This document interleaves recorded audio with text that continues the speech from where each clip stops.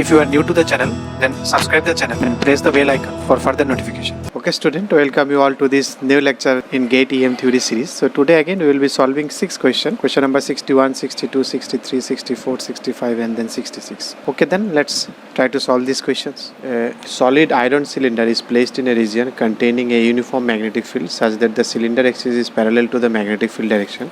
So if this is your magnetic field direction, your cylinder is placed here and it is a solid iron cylinder such that it is parallel to magnetic field. The magnetic field lines inside the cylinder will be bent closer, remain uniform, bent further away from the axis to exist in the.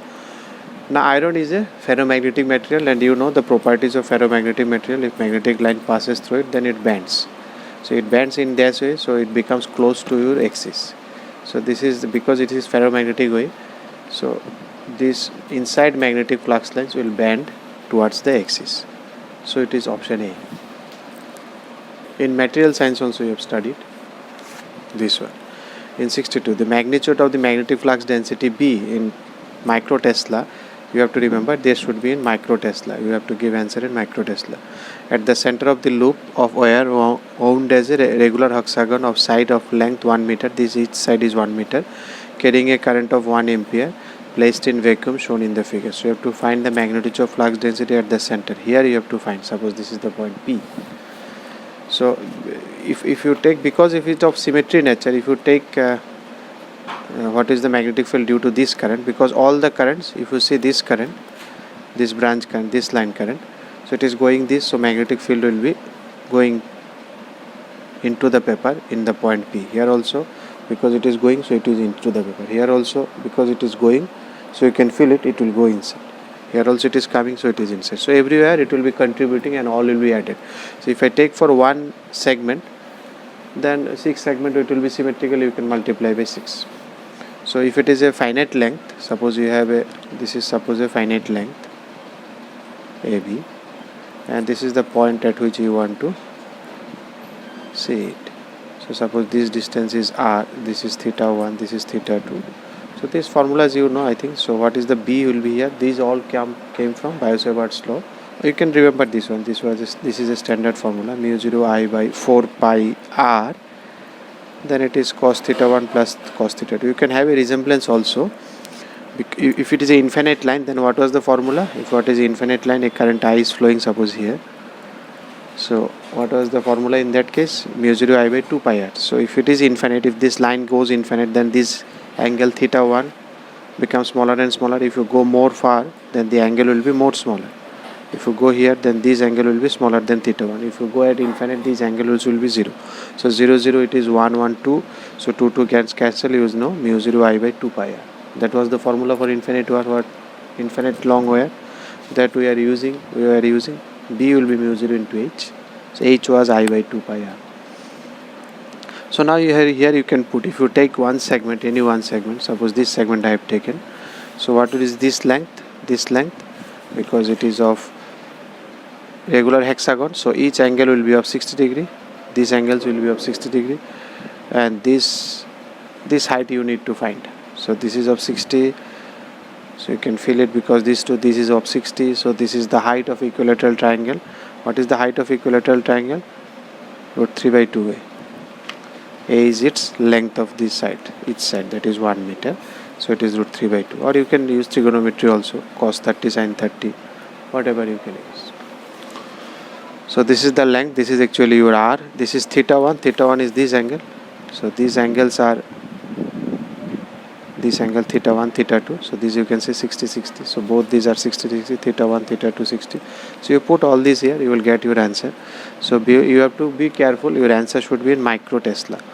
So 10 to the power minus 6 you have to keep it aside. 4 pi into 10 to the power minus 7, I is 1, then it is 4 pi into r is 3 by 2, then it is 2 cos 60, that is 2 into root 3 by 2. Then you have to multiply it by 6 because it is of one side, so 6 side. So it will be, cos 60 is half, so 2 into it is half. So 1 root 3 will be there, so 12 by root 3 into 10 to the power minus 7. So ultimately you will find it 0.69 microtesla.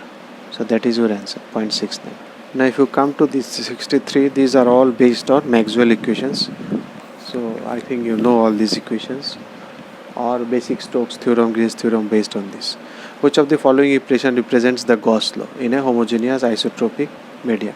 So Gauss law you have already studied. What is the Gauss law? Total flux coming out of this volume is equal to charge enclosed. So this is from surface. Total flux coming out of surface, that is surface integral, is equal to total charge present in the volume, that is volume integral. So you can see this one, option A. So total flux coming out of this surface, this one, that is surface integral. Double integral means surface integral, because you are integrating in 2D, surface means 2D. That is equal to the total charge in the volume, entire volume you are looking. You take small volume and you integrate entire volume, so it is a 3-dimensional volume, so it is triple integral. So you can see 63 will be equal to A from the basic formula. Which of the following statements hold for the divergence of electric and magnetic field? So you have seen this divergence, that is magnetic monopole does not exist. You cannot have a magnetic single monopole. So the divergence of magnetic field is 0. You cannot have a box and you cannot say the magnetic flux are coming out of this box. This divergence will be 0 because whatever coming inside, that should go outside. Nothing can be generated from here. Because if it is generating, then a monopole is exists. That means North Pole is existing here, if it is a source. So if it is negative, then means everything is going inside, that is South Pole. So South Pole, North Pole you cannot separate. So monopole does not exist. So that is the main idea. That was Maxwell's second equation, I guess. One of the Maxwell's equations. So that means both are 0. No, not both are 0. In electric field, if you have a charge, then means electric fields can emerge out of that charge. So it is 0 for magnetic flux density, that is option D. Again, if you come from 65 on the same property, the flux density of a space is given by B, means magnetic flux density Weber per meter square is also the value of the constant K. So what is the property of magnetic flux density? Your divergence should be 0. So what is this divergence? Del x of this x component, that is 4, plus del y of this y component, that is 2k, plus 8, that should be equal to 0. There was no y, so it is 0. So it is not 8. Differentiation of this with respect to z is 0. Here it is y, so 2k, here it is 4. So this side it is 0, so it will be minus 4 actually, sorry. So it will be minus 2. That is your answer, that is your option A.